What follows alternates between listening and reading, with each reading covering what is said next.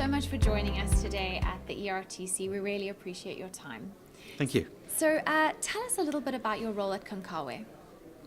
For sure. So I am the Science Director for Concawe. Concawe is a division of the European Petroleum Refiners Association. So we have two divisions.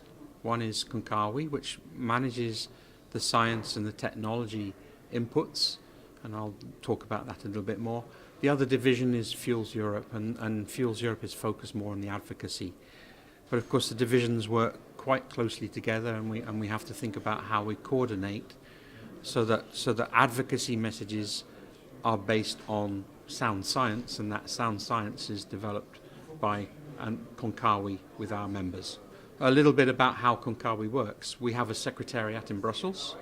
I have working with me 8 excellent and very highly capable science executives, which are all seconded from member companies or local hires in Brussels. They are then actually responsible for engaging with our member companies. We have the refining industry of Europe has 43 refiners. They are all members of Concawe. And so each management group is made up of the experts from within the refining industry itself. And my team coordinate those activities so that we represent the refining industry on the technical side. So that's how Concawe does its work with the member contributions, which is extremely valuable and essential for how we get the work done. Let's talk a little bit about what type of work we do, because I think that's also quite of interest to the ERTC. Concawe focuses on technical and economic issues as a result of regulations, either in development, in the negotiation in the Commission, or as a result and supporting members in compliance with regulations. So actually a big part of what we do is supporting our members comply with the chemicals toxicology regulations of Europe, which are collectively known as REACH, but there are other associated regulations. That's a big part of what Concawe does. I think over half the Concawe team is focused on REACH, which tells you how big that is. But then longer term we work on aspects, and we have 2 other main themes that we are currently working on. One of which is urban air quality and the impact of urban air quality on our business and the long-term impacts on transportation, etc.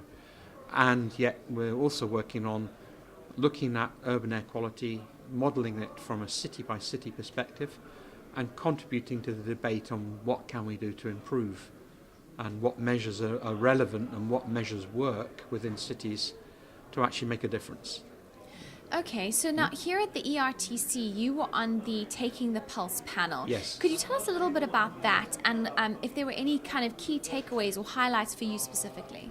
So this morning we heard a lot of talk and a lot of questions coming up on the screen, and of course one of them was around urban air quality, and that's why I've picked up on that's something that Concawe is directly engaged in working with our members. It's a very important topic. I think so that came through in Taking the Pulse.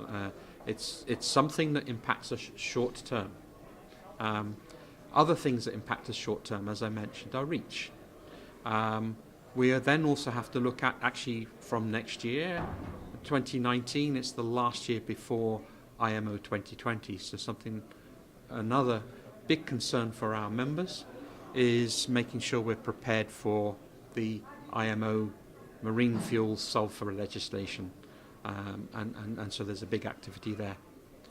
Then we actually focus also on longer term material, and in today's meetings we've been talking a lot about how does the refinery of the future look like, and Concawe is a major project on that, and we have given a detailed overview of our work in one of the sessions today, not the Taking the Pulse session, but one of the side sessions, all linked into some of the key questions that came through in Taking the Pulse.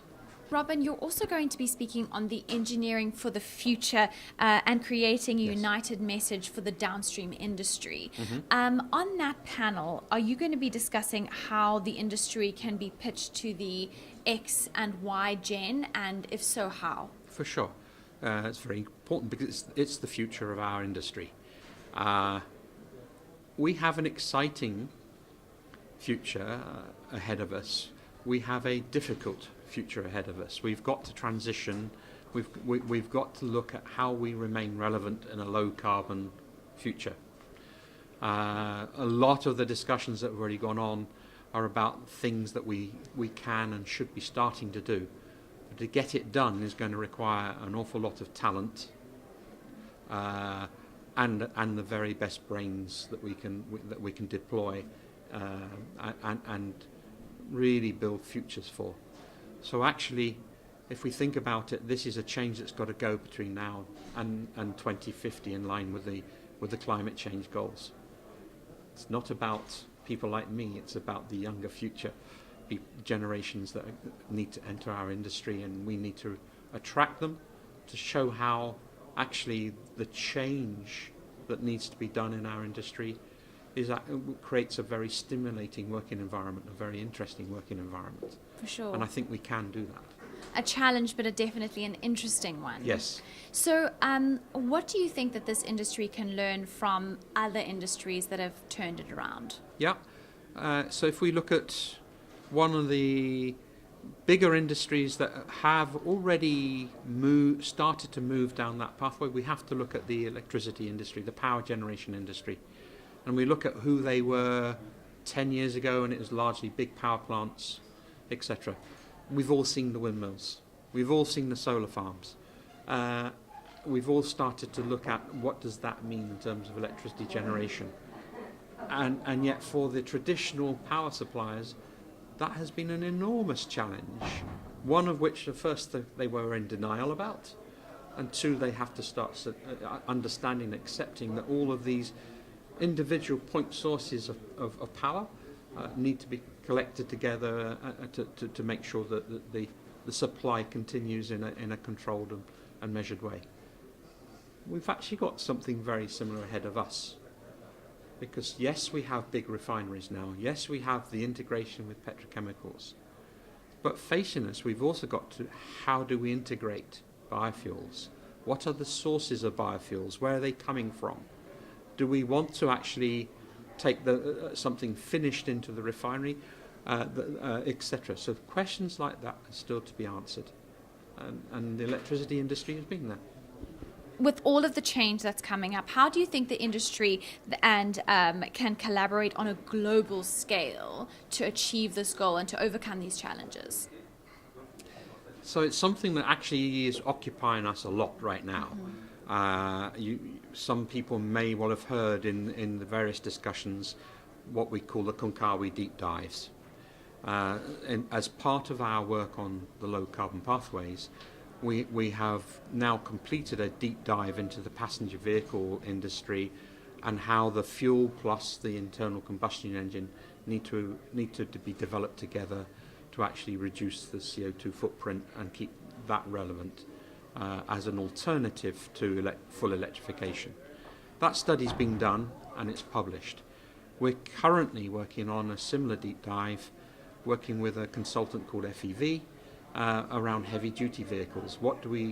How do they think from the heavy-duty side, and what are the contributions, and how do we work together on that? That's work we've started, plan to finish in Q1 2019.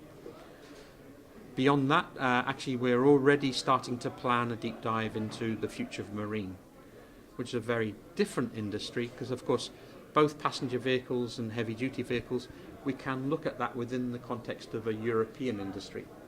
As soon as you go to marine and then in the future aviation, you have to bring into the international context. And you also have to bring, of course, in the trade and how do we remain competitive in the refining industry, but also in the other industries that are served by transport. That has to be competitive if Europe is going to stand its way.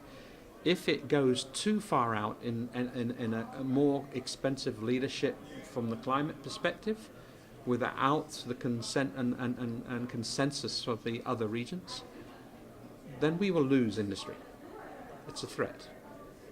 So it's about supporting the European leadership objectives, but also making sure that we fight for industry competitiveness in that future.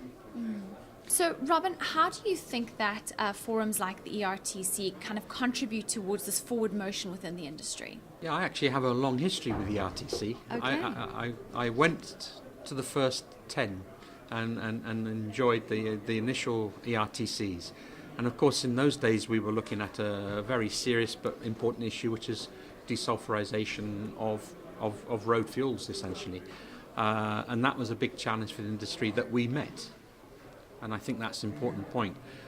By working together, the ERTC bringing together actually the refiners and the suppliers and the technology providers that develop the solutions, that then actually we can meet the environmental challenges or other issues that face our industry. ERTC is one of the vehicles where I think this is strongest.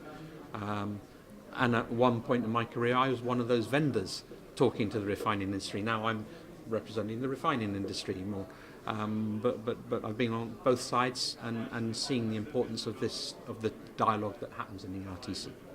Does it give you hope, having been to so many events like this in the past, having worked with the ERTC for so long, does it give you hope to see that, now you're talking about, now we have a big challenge, but as you just mentioned, you've come from big challenges, and through collaboration and cohesion between the different players, you're able to get through it? For sure, it's the only way. We have to invent our way out of the challenge.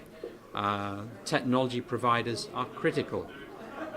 Refiners, by and large, are worried about keeping the refinery running safely, operating as maximum capacity safely, and worrying about where the next lot of feedstock's coming from, etc. They're the challenges. They are not so occupied with what's the next generation of catalyst, etc. They need the technology providers to really be thinking about the longer-term solutions and bringing the next generation of technologies into commercialization. So it's an easy relationship in that sense.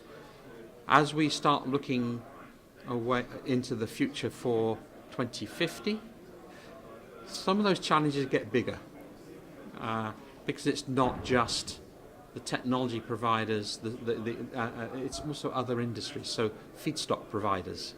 It changes from just being crude to biofuels, to power to liquids, etc. And so I think it's going to be interesting to think about how does ERTC evolve from today as the industry needs to evolve. Thank you so much. Thank We you. really appreciate you chatting to us today. Thanks. Thank you.